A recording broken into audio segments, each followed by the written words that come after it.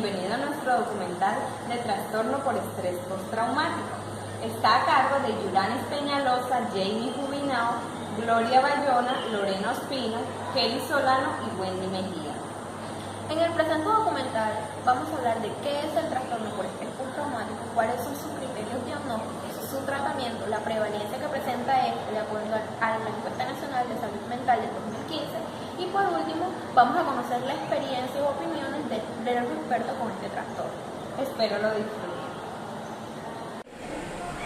¿Qué es el trastorno de estrés postraumático? Según el DSM-5, este trastorno se caracteriza por una serie de síntomas característicos que siguen a la experiencia directa, observación o conocimiento de un suceso o sucesos extremadamente traumáticos que tienen que ver con la integridad física de ese individuo o de otras personas.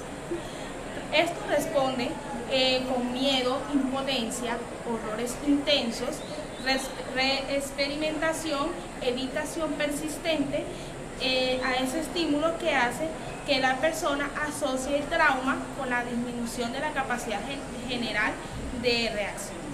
Esto requiere de criterios que más adelante explicaremos que los da el DSM-5 para que pueda cumplirse como un trastorno.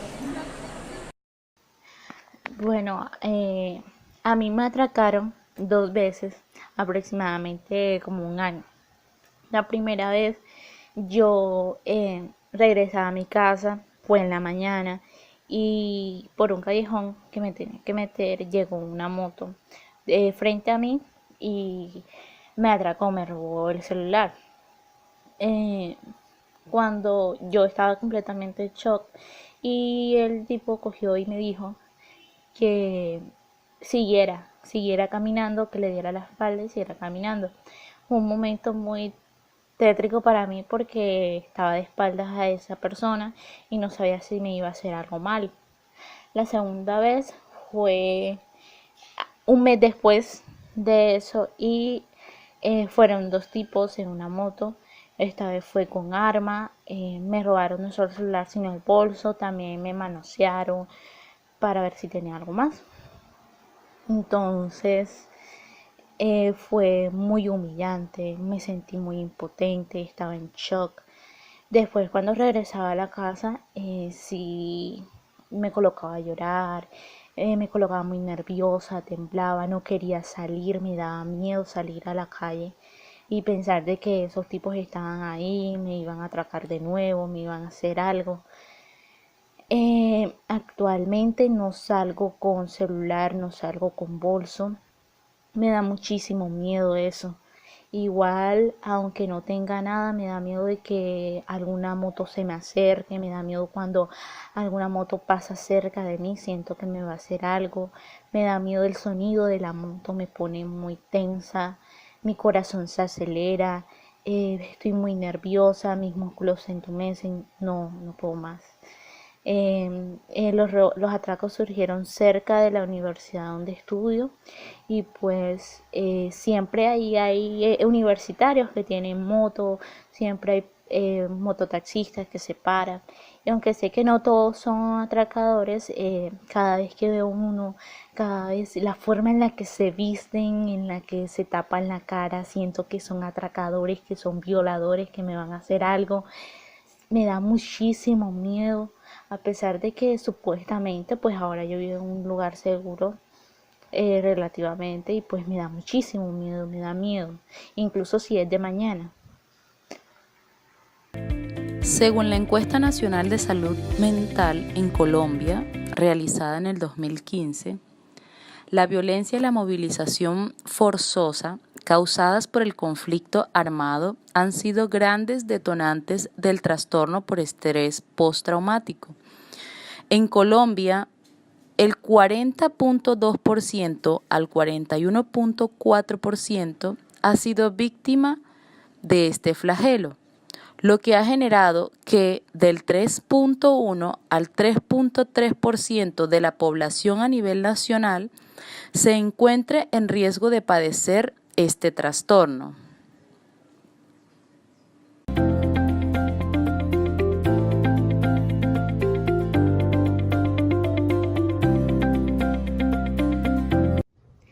Según Según la Encuesta Nacional de Salud Mental, existen unas consecuencias psicológicas de las experiencias traumáticas.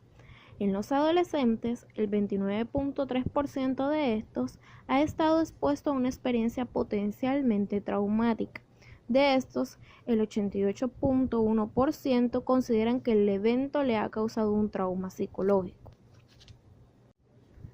Ahora bien, respecto a los síntomas generados, las mujeres presentan una mayor prevalencia de estos en los últimos 12 meses, en donde se destacan el 19.4% recuerdos intrusivos, en el 15.5% evitar pensar, hablar o tener sentimientos relacionados con la experiencia, en el 13.3% se ha sentido muy molesta cuando algo le recuerda la experiencia estresante y en el 13.3% ha tenido problemas concentrándose, aunque no hay un estimativo preciso de riesgo de trastorno de estrés postraumático.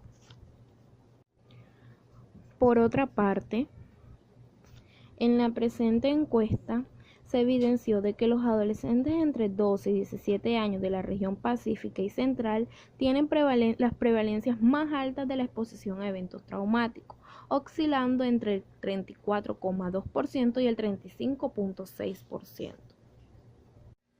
Ahora bien, es necesario conocer cuáles son los tipos de sucesos más frecuentes que evidenciaron los encuestados.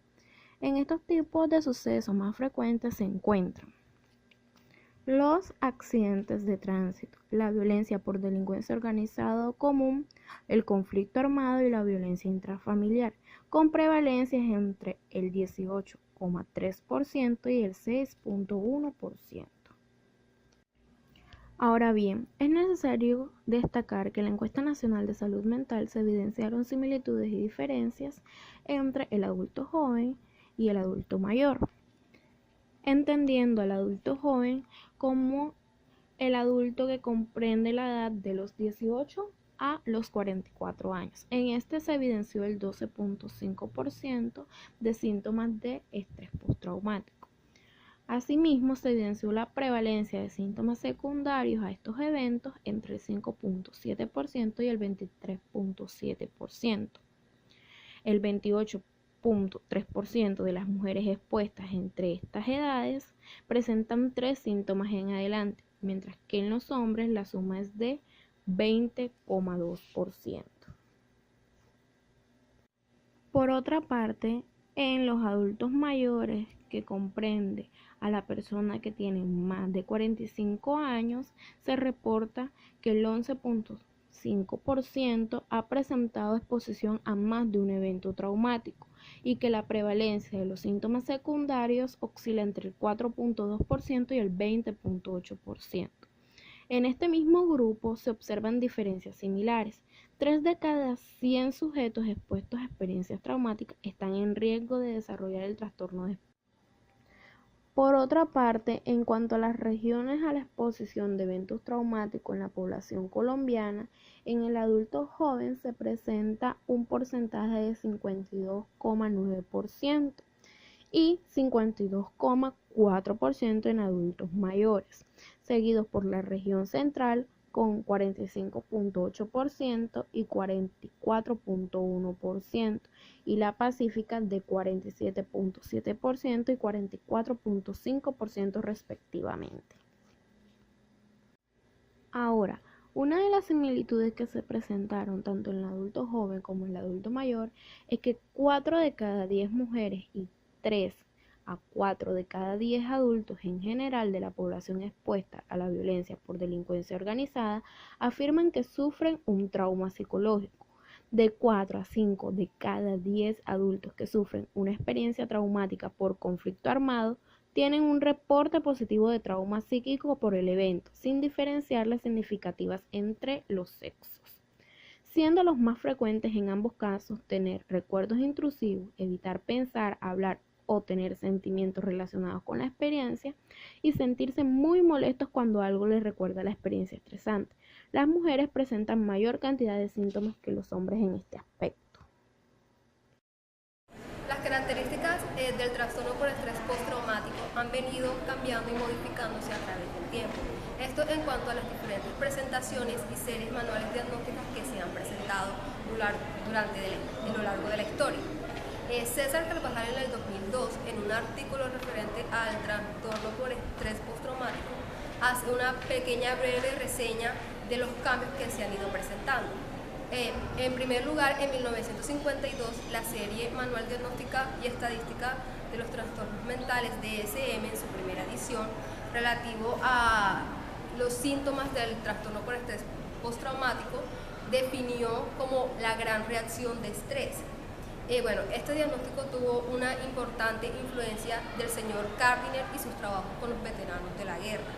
En 1968, en el DSM-2, la categoría diagnóstica que correspondía con los síntomas del trastorno por estrés postraumático fue la teoría situacional, el trastorno situacional transitorio. En cierta equivalencia con los DSM están las categorías de la Clasificación Internacional de Enfermedades CIE de la Organización Mundial de la Salud. La CIE 8 de 1965 tipificó el trastorno situacional transitorio, en el cual incluyó la fatiga de combate y la gran reacción de estrés.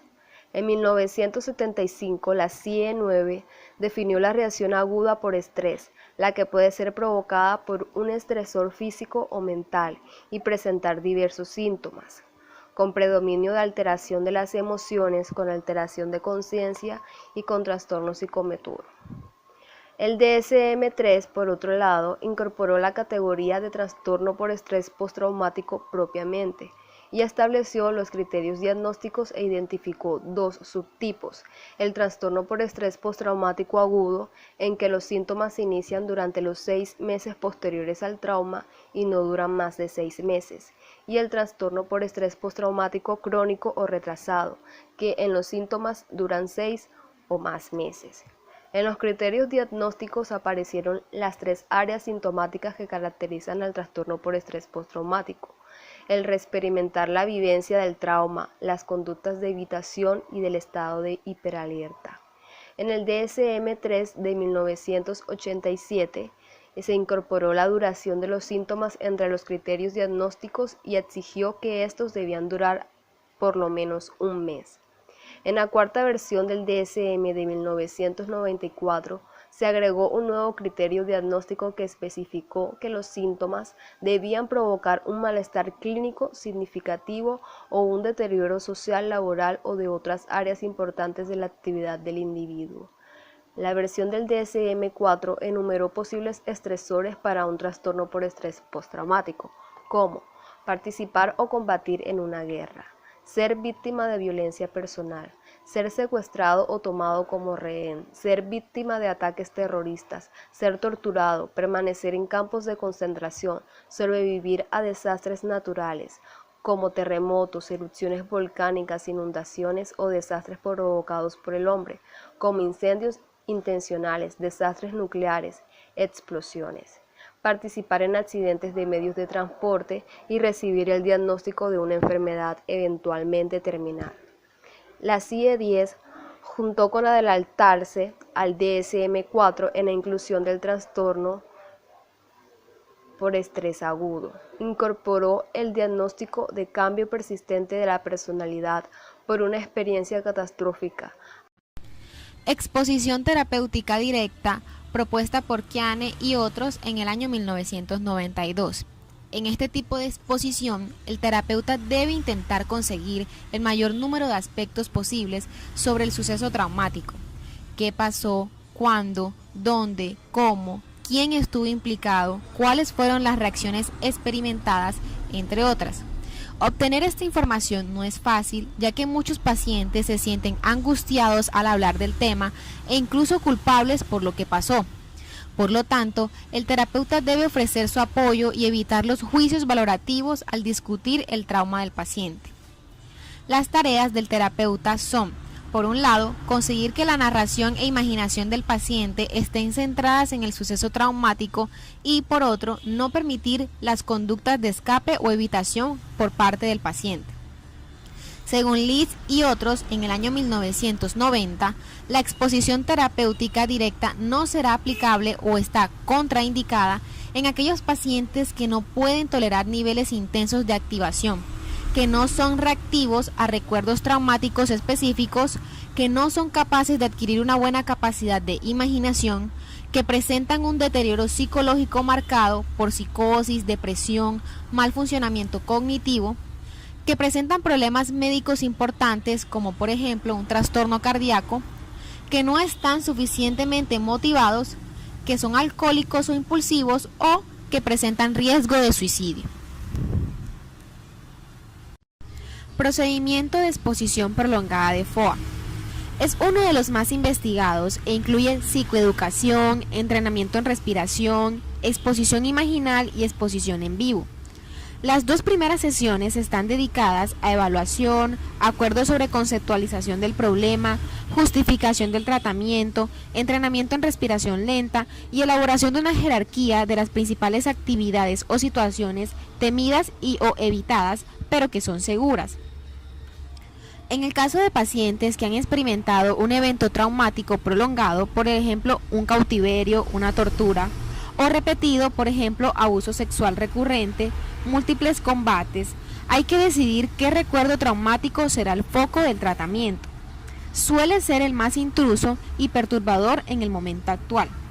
En la mayoría de los casos, los resultados obtenidos al trabajar el recuerdo más perturbador se generalizan al resto, pero de no ser así, se pasaría a trabajar con los recuerdos que siguen perturbando. Autoexposición en vivo. Comienza ya en la segunda sesión y es revisada en cada sesión. Se pide al paciente que realice ciertas tareas de exposición en vivo a situaciones temidas o evitadas, pero objetivamente seguras. Estas tareas se eligen de la jerarquía elaborada y deben tener un nivel de ansiedad similar al enfrentado en la sesión, es decir, un nivel moderado de ansiedad. Exposición imaginal. Comienza en la tercera sesión.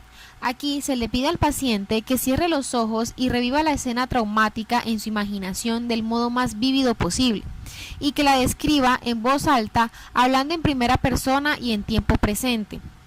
Durante 2 sesiones se deja que el paciente elija el nivel de detalle a emplear, pero después se le alienta, mediante las preguntas oportunas, a introducir más y más detalles sobre los estímulos externos, lugar, estímulos visuales, auditivos, táctiles, olfativos y gustativos, e internos como los pensamientos, respuestas somáticas y consecuencias temidas.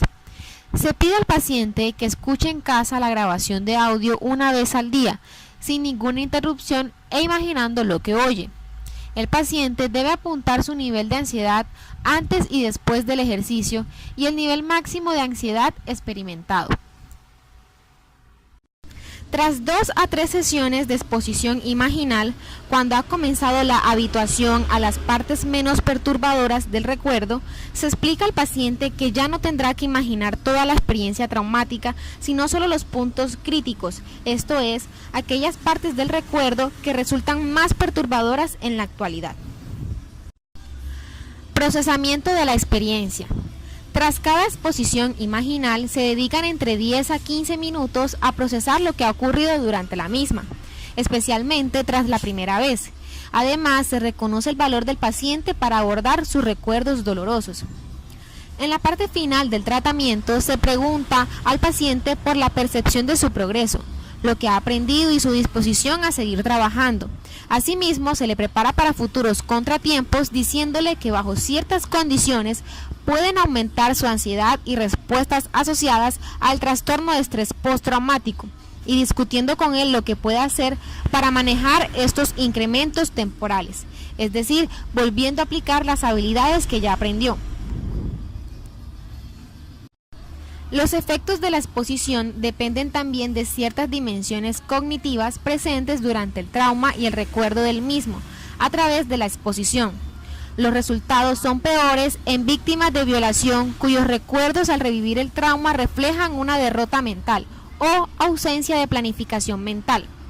También mejoran menos los pacientes cuyos recuerdos de sus experiencias posteriores al trauma indican un sentimiento de alineación de sí mismo o de otros o un cambio negativo permanente. Cuando los recuerdos al revivir el trauma reflejan una derrota mental o ausencia de planificación mental, o los recuerdos de experiencias posteriores al trauma indican un sentimiento de alineación de sí mismo o de otros o un cambio negativo permanente, la exposición imaginal por sí sola será insuficiente, incluso puede llegar a ser retraumatizadora, ya que el individuo recuerda repetidamente su incapacidad de afrontamiento y confirma la visión negativa de sí mismo. Será preciso entonces combinar la exposición con una reestructuración cognitiva o integrar las experiencias de dominio en la misma.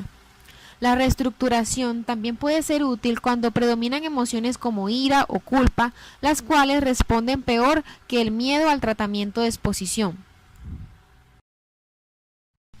Tratamiento médico. Se han investigado algunos inhibidores selectivos de la recaptación de la serotonina.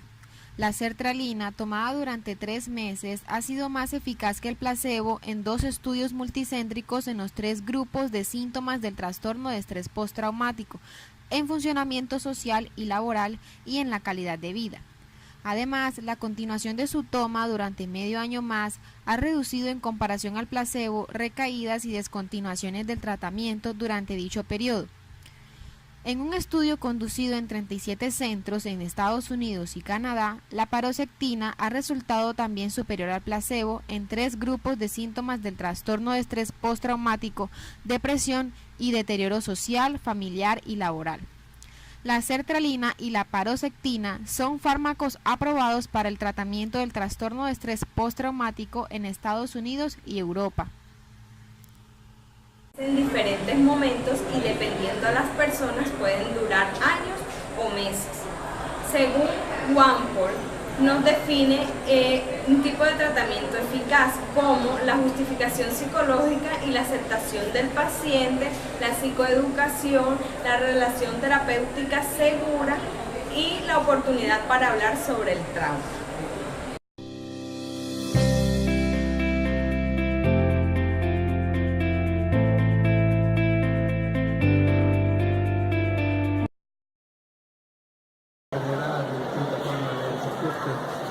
Familiar y personal. Entonces, el trastorno postraumático lo que hace es recrudecer el hecho traumático durante mucho tiempo. Eso genera una alta preocupación en la persona que no le permite hacer sus cosas normalmente, que no le permite estudiar, que no le permite trabajar, interactuar con las personas, ser positivo, proactivo, sino que es un hecho que genera altos niveles de ansiedad, de miedo, de temor y de angustia por el temor a que los hechos se puedan volver a repetir, aunque se repiten en el pensamiento. Las personas piensan el hecho traumático como si lo estuvieran viviendo en la realidad después de 6 meses de vivido el hecho traumático. ¿Qué personas están predispuestas a desarrollar esto?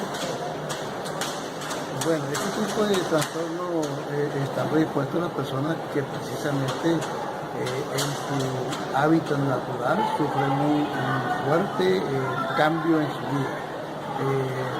Sufren un fuerte trauma, ya sea por muerte de un ser querido, intempestivo, ya sea por un desplazamiento forzado inmediato, ya sea por algún tipo de presión en la que la persona tiene que desvincularse de sus relaciones y de sus interacciones en la sociedad.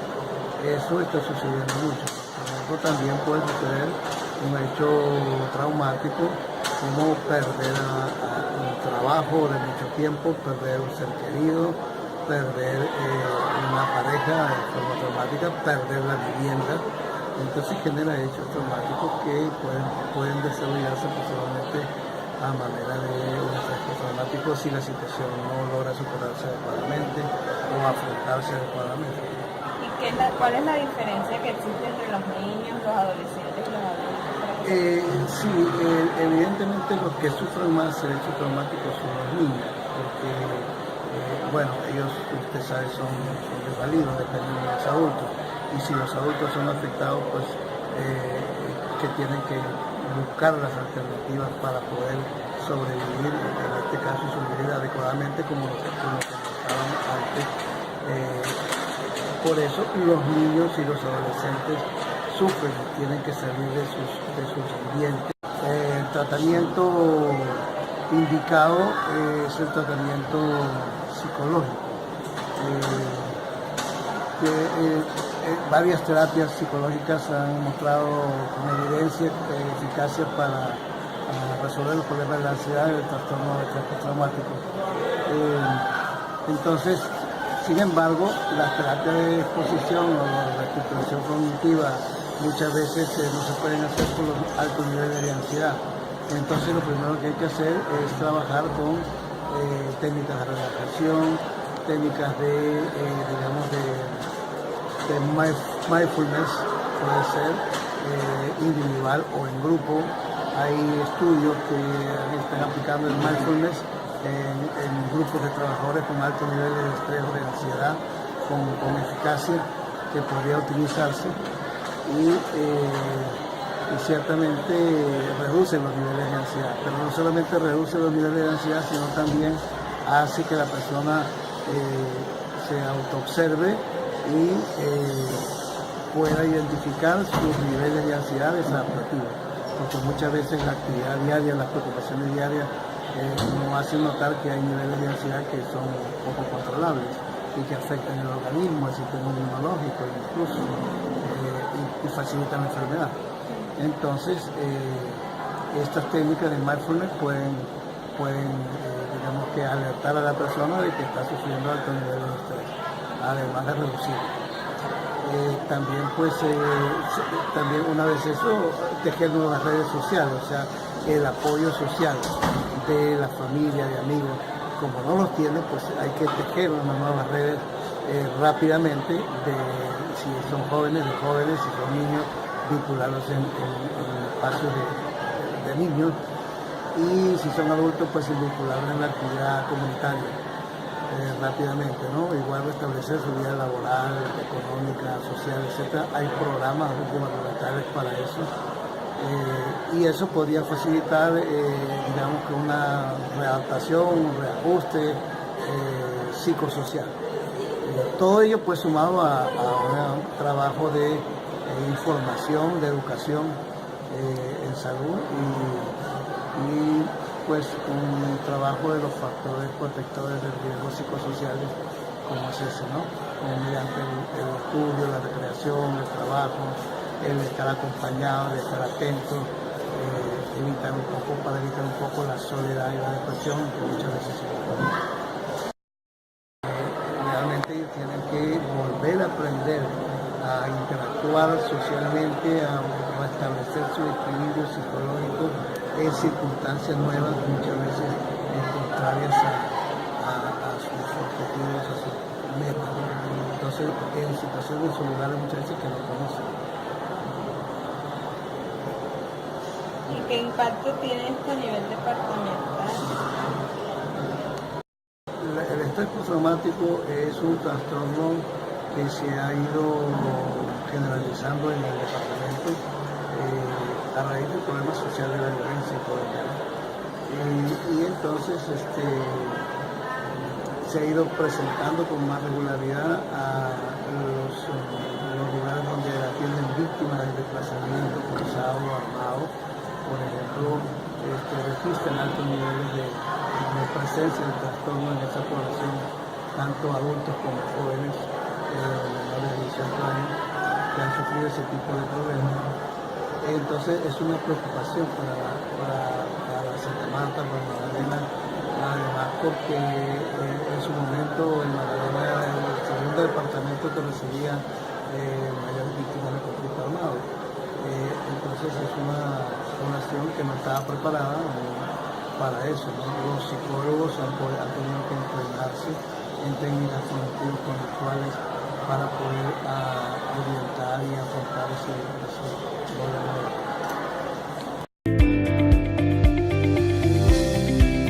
Los trastornos son los que se llaman flashbacks, es decir que la persona permanentemente recuerda la situación o la revive. Entonces a nivel social, cualquier situación que sea cercana o que le recuerde ese evento, pues va a generar evitación. La persona puede no querer estar en entornos sociales, puede tener temor a que haya alguna circunstancia que haga que se repita el evento. Entonces no es una persona que tranquilamente esté en espacios abiertos, sino que va a tratar de generar situaciones que sean lo más seguras para él y en las cuales él no sienta que hay ningún vínculo con la situación anterior. Eso a nivel social, a nivel académico, pues puede tener dificultades por el trastorno para concentrarse, para la memoria, porque está centrado en revivir el evento, entonces no presta atención a los estímulos propios del ambiente, o si está en una exposición o está en una tarea académica, puede tender a revivirlos y eso altera su vida académica. Y a nivel laboral, pues generalmente este trastorno, como ocurre en personas que han tenido situaciones, por ejemplo, miembros de grupos al margen de la ley, reinsertados, guerrilleros, paramilitares, pues eso va acompañado del estigma de una persona pues, que tenga estas características. Cuando no se da el evento, la persona puede incorporar su vida laboral común y corriente, pero en determinado momento puede volver a revivir la situación. Entonces lo que tiene que aprender es a manejar esos momentos de flashback para poder rendir adecuadamente. Las personas que tienen estrés postraumático no se les hace terapia de inclusión ni se les hace terapia de shock, porque pues se sabe que estos acontecimientos pues son, digamos, estresantes en un nivel, en un grado máximo, y cuando se llama a la persona que lo reviva, eso se llama victimización secundaria, es decir, que vuelve la persona a revivirlo con la misma intensidad y no lo supera. Entonces, algunas veces se trabaja eventos como de perdón, de reconciliación, de revivir imaginariamente el evento, volver a ir allá. A veces algunas personas dicen que la hipnosis tiene algún efecto, otros la desensibilización sistemática asociada a los recuerdos, pero siempre primero se trabaja en la imaginación, ¿sí? Y cuando se resuelve en la imaginación, ahí sí se hace vínculo con la realidad, pero no se expone nuevamente a la persona al evento sin que lo haya entrenado mentalmente antes de asistir.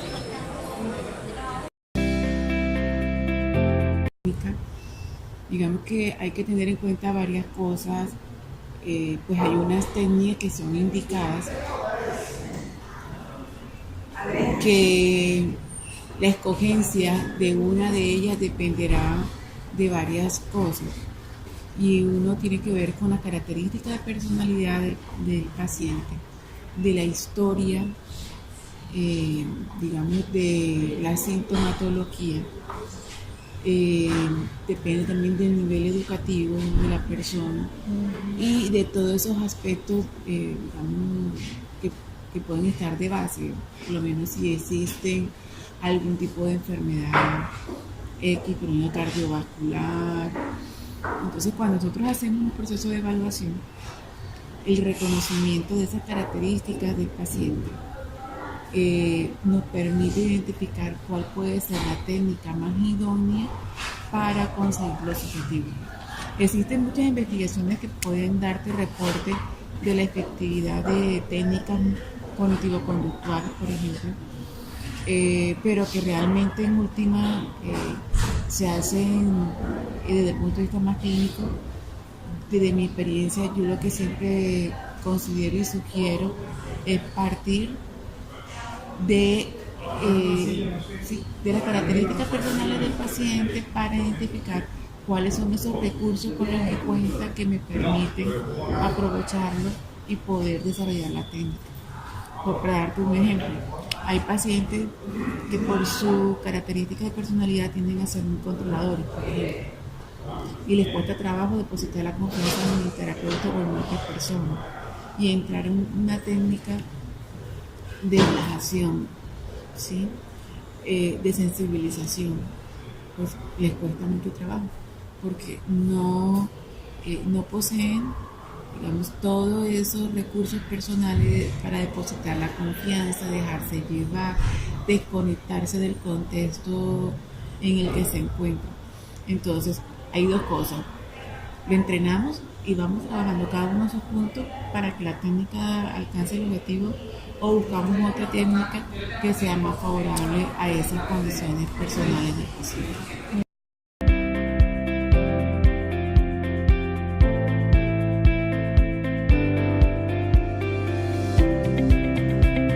Básicamente son técnicas que tienen el principio que está basado, que todos esos síntomas cognitivos, de imaginación, de percepción que están relacionados con la activación fisiológica o cognitiva que es propio de los trastornos del estrés postraumático. A través de este tipo de técnicas se bloquea el síntoma, ¿sí?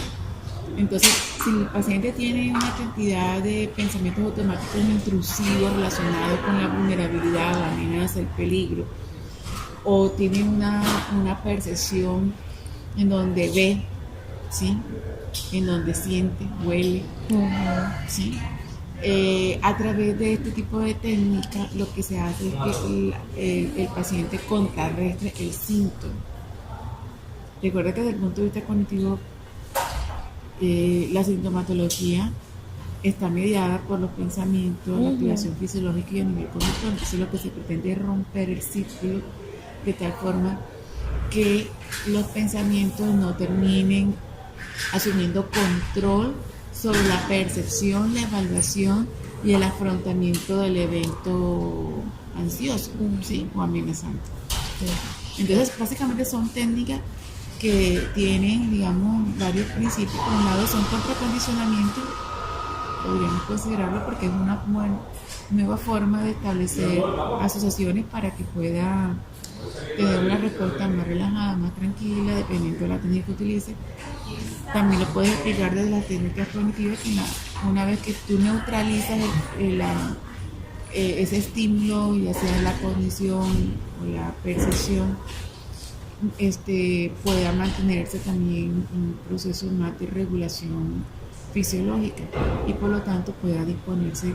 Entonces, dependiendo de la teoría, de la técnica que utilices, también puedes encontrar diferentes posturas que te explican por qué se establece o por qué es favorable ese bloqueo cognitivo. Profe, ¿qué opina usted de la combinación del tratamiento con terapia cognitivo-conductual y farmacológico? ¿Cree que es muy efectivo? Es indicado para muchos casos. No solamente es efectivo, sino también es indicado. Cuando la sintomatología fisiológica, digamos, ya termina generando un malestar general que se acompaña de trastorno del sueño, de manifestaciones de una marcada ansiedad, de angustia, donde hay incluso síntomas de depresión. Recuerda que en el trastorno de estrés postraumático y la depresión, digamos, son síntomas que coexisten, ¿sí?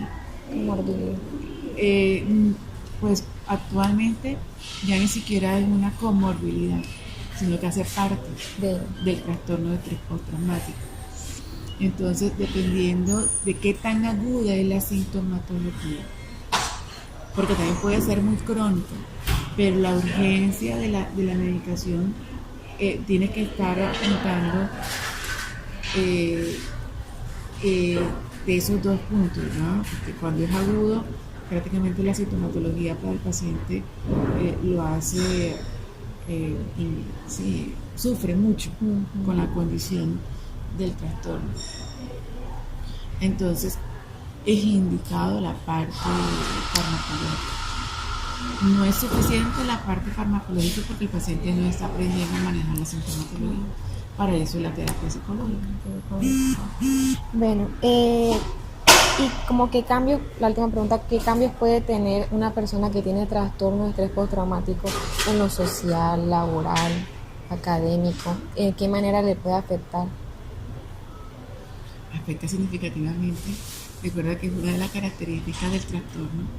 Puede tener una sintomatología y en la medida que comience a afectar su funcionamiento, su percepción de disfrute ante la vida, su capacidad para adaptarse a las circunstancias, entonces termina siendo un trastorno incapacitante.